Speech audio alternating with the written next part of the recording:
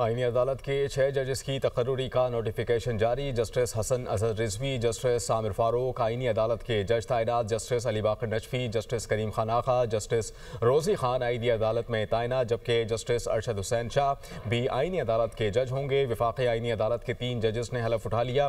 Justice Hasan Azhar Rizvi, justice Aamir Farooq और justice Ali Baqar Najafi ने हलफ उठाया और चीफ जस्टिस विफाकी आईनी अदालत जस्टिस अमीनुद्दीन खान ने हलफ लिया।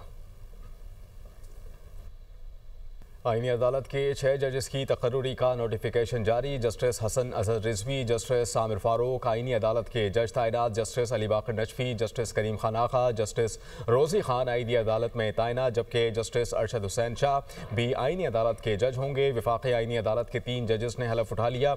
जस्टिस हसन अजहर रिजवी, जस्टिस आमिर फारूक और जस्टिस अली बाकर नजफी ने हलफ उठाया और चीफ जस्टिस विफाकी आईनी अदालत जस्टिस अमीनुद्दीन खान ने हलफ लिया।